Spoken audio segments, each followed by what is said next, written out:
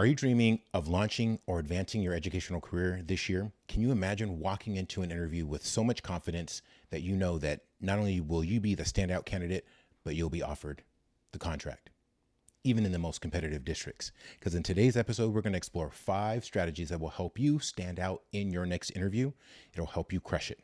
So get ready, grab a pen, a piece of paper, and get ready to take some notes because we're going to start right now. Hey everybody, Gordon Amerson here, Superintendent of Schools and Gallup Certified Strengths Coach.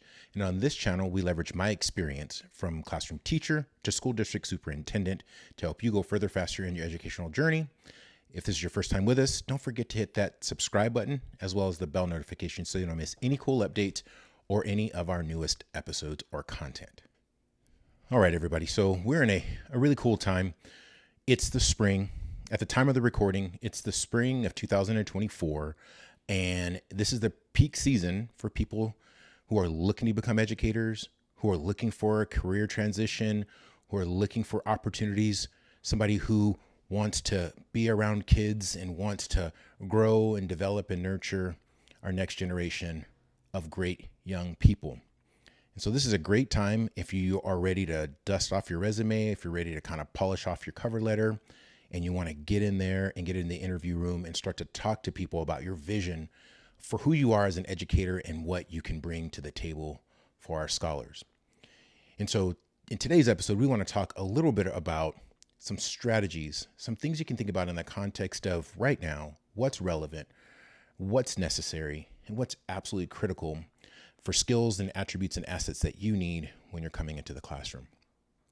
So we're going to give you 5 tips, and I promise if you stay around for all 5, we're actually going to give a bonus tip at the end.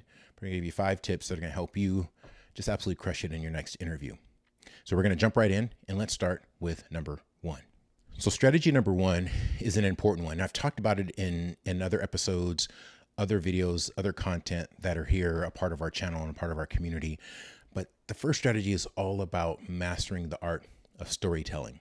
If there is another skill or talent that is more important for a classroom teacher, for an educator to be able to do and be able to master, it's the art of telling stories, captivating students, captivating a group of scholars as you take them on a learning odyssey, a learning journey, helping them to explore new topics, new ideas, far gone away places, historical landmarks. Being able to be a storyteller, to be able to pull somebody in and leave them wanting more from you is an important skill. It's a skill that we have to be able to master to be effective, to be transformational and absolute rock star teachers and educators. And so how do you master the art of storytelling? Well, number 1, it's where's your passion? What do you care deeply about? What do you know a lot about? And what can you then convey to others? So maybe that's mastering your content area, what you got your master's in, what you got your bachelor's in, what you went to university for. Is it history? Is it science? Is it humanities?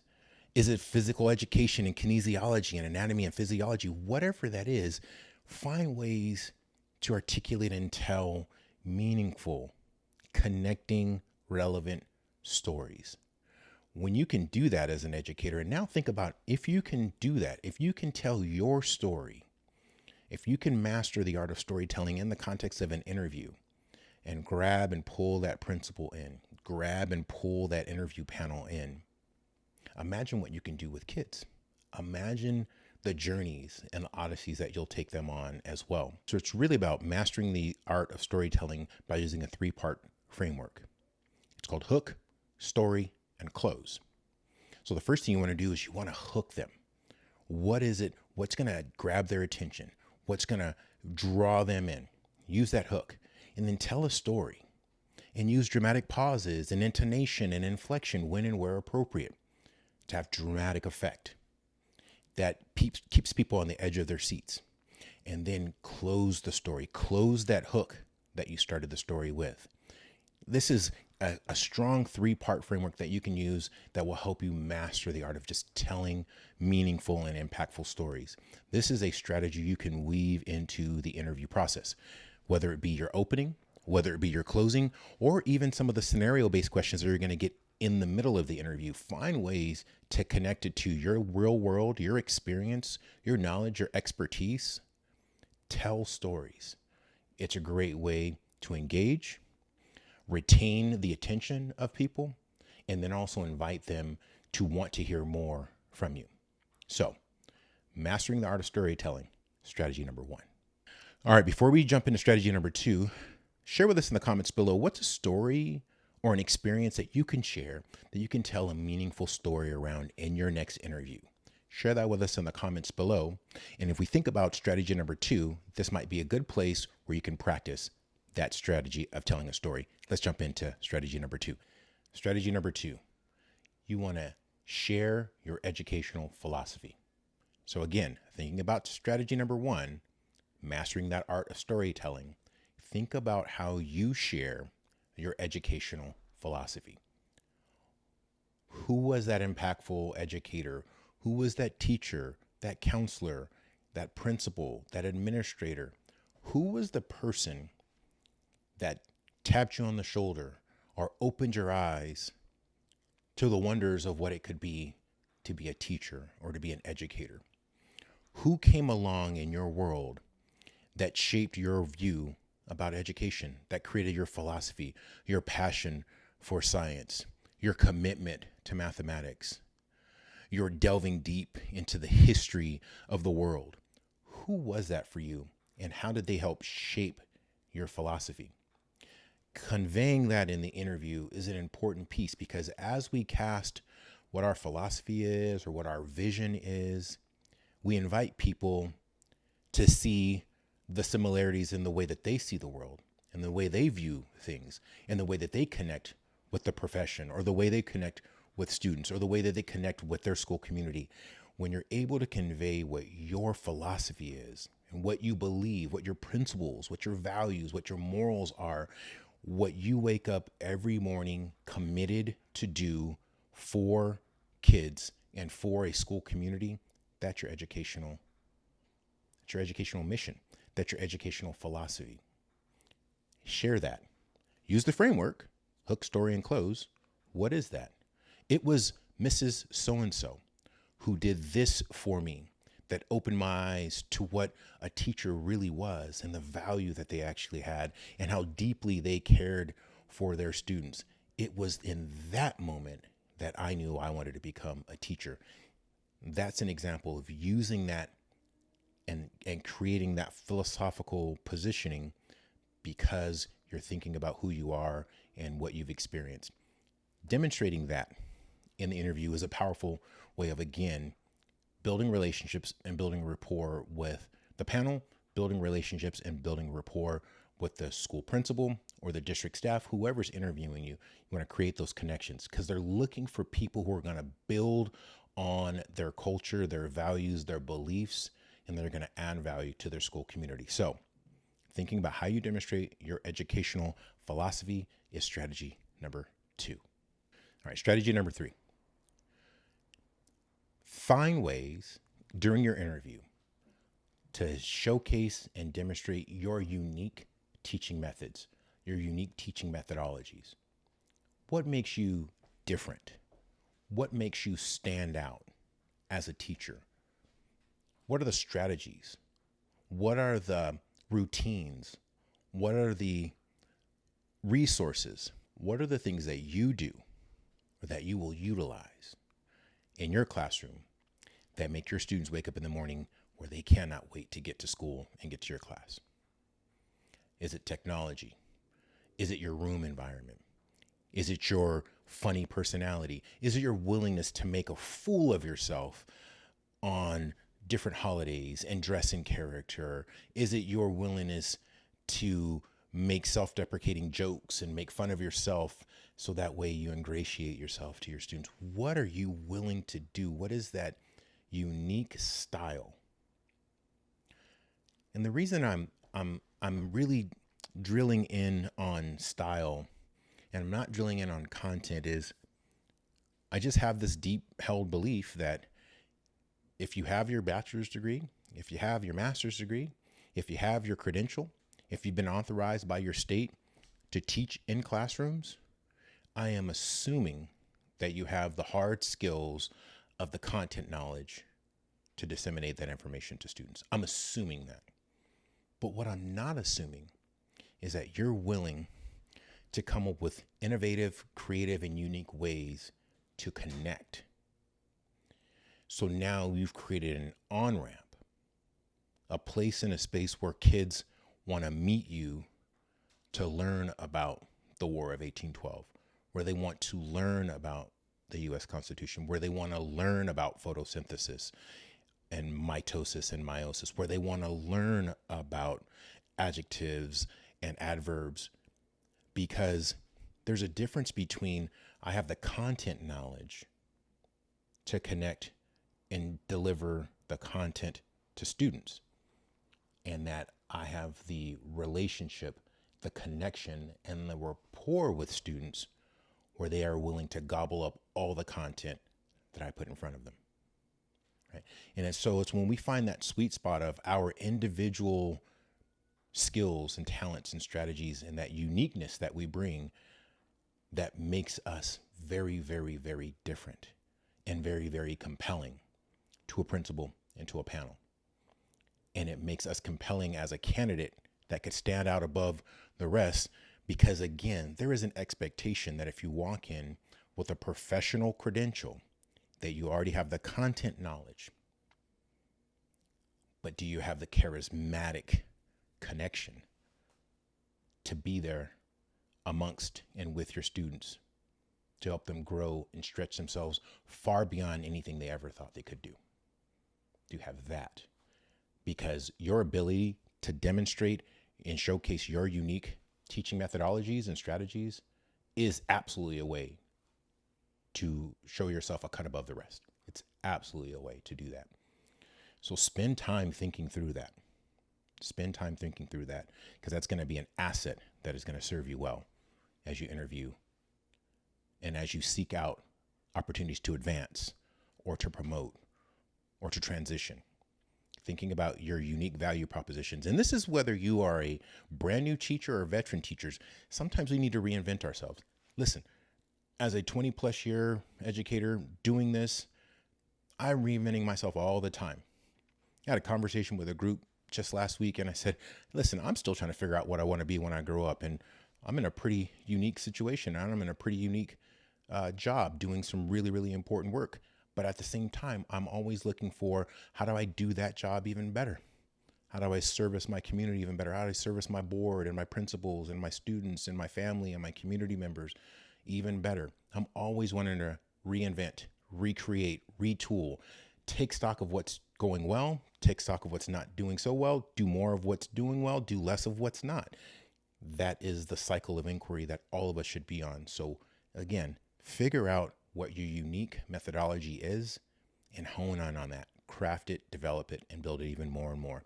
It's going to serve you well. And that is strategy number 3.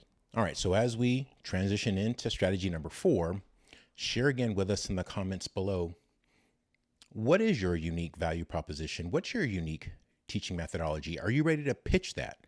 Are you ready to pitch that in your next interview?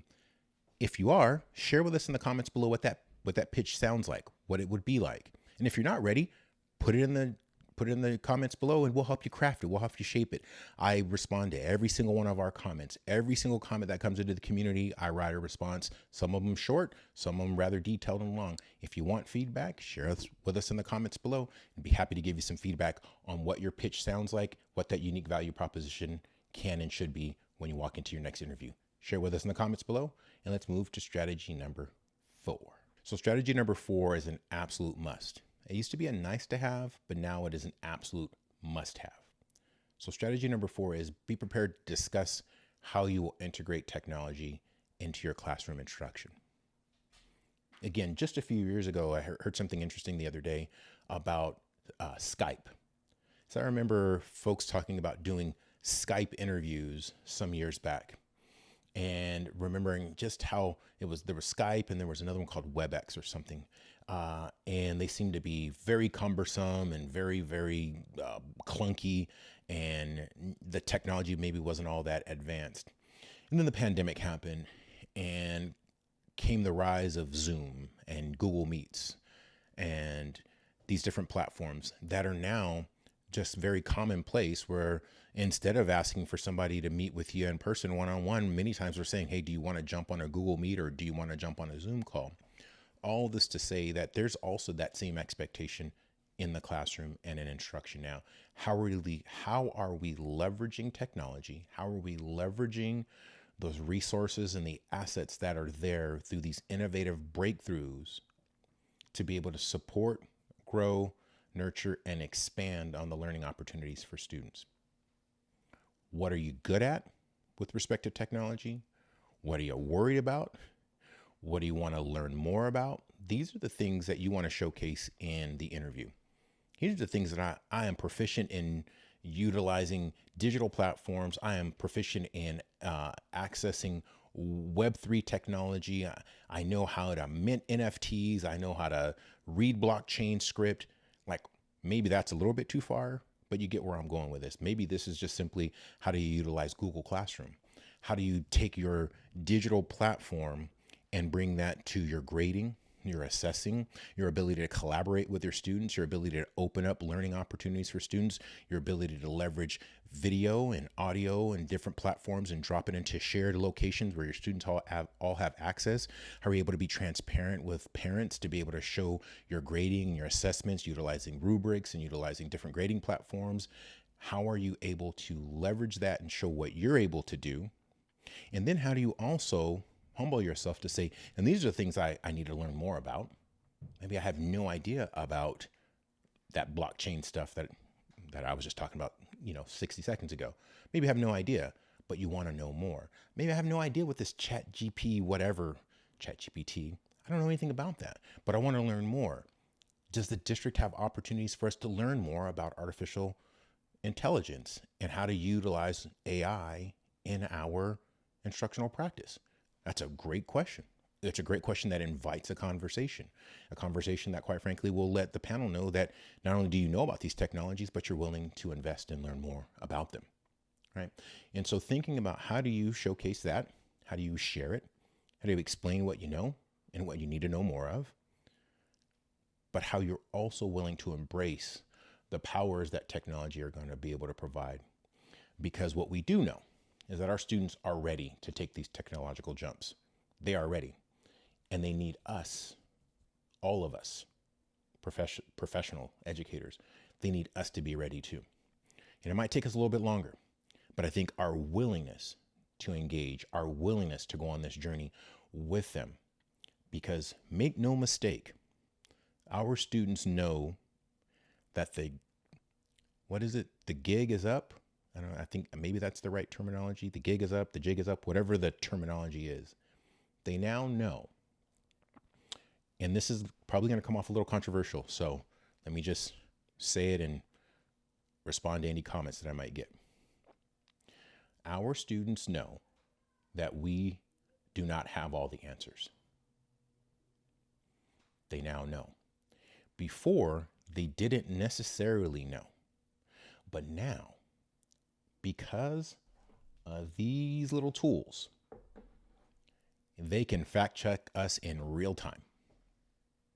They can get the answer plus a more comprehensive analysis, assessment, fact, rebuttal, pros, cons. They can get it in literally a heartbeat. Whereas before, let's be honest, before when I started teaching, I could get a question and I could make up an answer. And that answer, whether it was real or not, true or not, and please don't act like I'm the only one who did this, because I have a lot of colleagues. I know. But we made the answers up, and very rarely did it ever come back where the students were like, that's not accurate or correct. But now they do know. And man, is that an awesome opportunity to now invite them to say, okay, because you have access to all this information, because you have access to the technology, how will you use it to enhance your learning experiences far beyond what you could ever imagine? Because you no longer have to have all the answers, but what you could become an expert is in leveraging the technology and being the most charismatic, awesome, innovative, relationship building guide through the learning process that you could ever be, that you could ever imagine. That's what students, that's my personal opinion. I think that's what students need more from us, is for us to turn into guides as opposed to, what's the word I'm thinking? Knowers of all things, right? Keepers of all wisdom. They don't need that from us anymore. What they need for us is to help them unlock all of these awesome things for themselves. Okay, so now I'm going to get off my soapbox for a moment and just say, so being able to demonstrate your willingness to engage and grow around technology integration is a critical skill for you to be able to demonstrate in the interview. And so that is strategy number 4. All right, so strategy number 5. Strategy number 5 is going to be an important skill in the interview, but also in the classroom. And that is the ability to be one heck of a communicator. Back to mastering storytelling, back to communicating your vision, sharing all the crazy out of the box thinking that you would utilize in your instructional methodology, leveraging and enhancing technology, communication in all these different forms and functions is a critical skill. We have got to be masterful communicators as classroom teachers. We've got to be a masterful communicator while we're inside of the interview room, talking with the panel and talking with the principal. So what does that look, feel, and sound like? It means utilizing the right nonverbal cues, utilizing the right body language, using the right inflections and intonations when necessary, utilizing the right rhythm and patterns and tones and volume or less, drawing things out a little bit longer to make a point, letting things kind of hang so you give people time to think and potentially fill in the space with their own understanding and their own reflective moment. Utilizing shoulders and hands, nonverbals. All of these things go into the ability to take people on a journey with you through an interview, through a classroom lesson, through a year of instruction, through a 30-year career as a professional. So strategy number 5 is going to be finding your voice, both verbally and non-verbally, finding your voice in how you communicate effectively with people. And that's a strategy and a skill that will not only serve you as a professional educator, but it's also going to serve you as a human being as you interact with various people all throughout your life in all these different places and spaces and environments. Learn to be a good communicator. That is going to serve you well. And that is strategy number 5. All right. So for all of you who stayed around to get to this point, the bonus tip is really about closing strong. Every interview, you get the opportunity to close strong.